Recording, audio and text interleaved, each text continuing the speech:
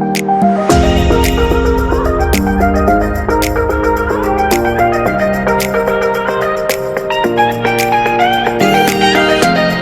manage if they ask us for the lower class boundary.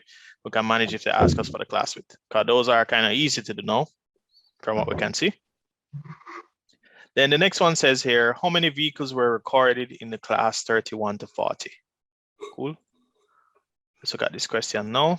How many vehicles were recorded in the class 31 to 40? Cool. So this is actually a simple question too still. This is our simple question as well. Let's go back up to the same table.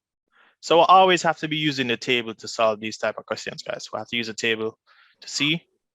So they ask us how many vehicles are from 31 to 40. So we're looking at this class now. But one thing that we'll have to do here, guys, when you have the cumulative frequency here, we'll actually have to calculate the frequency. So it just depends on how they give you the question. Let me just show you as well. In another question here, they give you the frequency. They give you the frequency right up front. But in this question, they give you the cumulative frequency. Now, what does the cumulative frequency mean, guys? It basically just means that they add the frequency to each value. So I actually have to calculate the frequency, and let me just show you how to calculate the frequency here. So for the first class, 11 to 20, the frequency is 24. Cool.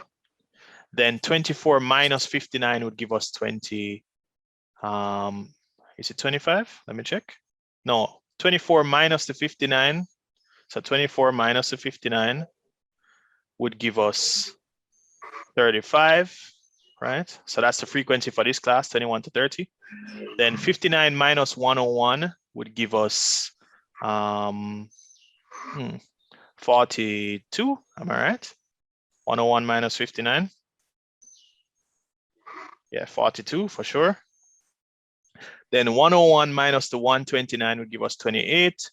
And then 129 minus 150 would give us 21. So this is the actual frequency, guys, for the classes. This is the frequency. Cool. And let me just explain to you, what is the cumulative frequency, guys? It's basically when they add everything up. So 24 plus 35 would give us the 59 here. 59 plus 42 would give us the 101 here. 101 plus 28 would give us the 129. And of course, 129 plus 21 would give us the 150. So that's what the cumulative frequency is. Sometimes we need the cumulative frequency to draw a graph. Sometimes we don't. But anytime they give you the cumulative frequency like this, guys, you have to subtract the values in order to find the frequency. Cool. So anytime they give us the cumulative frequency, guys, on the table, cumulative frequency, anytime you see this term cumulative frequency, it's best to calculate the frequency. And how do we calculate it? So the first term, 11 to 20, is obviously 24. So 24 is in this class. That's kind of really obvious. So we don't have to calculate that one. But this one now, for this class, it would be 24 minus the 59. That's how much the frequency would be. So 59 minus 24, let me remove the Y for a second, would give us 35. Cool. Then the same thing for this class, it would be 101, the 101 minus 59, which would give us 42. Oh. Then the next one is 101 minus 129. So 129 minus 101, and that would give us 28 for the frequency for that class. And then for this one, the last one is 150 minus 129, which would give us 21. Cool.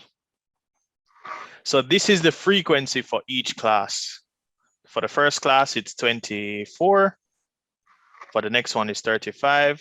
For the next one is 42. For the next one, it's 28. And for the last one, it's 21. Cool. But remember, guys, they also asked us in the question, the reason why we calculated the frequency in the first place is because it asks how many vehicles were recorded in the class 31 to 40. And obviously, if they ask you how much is recorded in the class, they're just asking you for the frequency for the class. Cool. So how many vehicles? How many vehicles in 31 to 40, it's 42. 42 vehicles or cars. Vehicles. I would rather say cars still. But yes, 42 is definitely the frequency for the class. So that's the answer for the question. That's it. And I'll see you in the next lecture. And remember to do your best, and God will do the rest.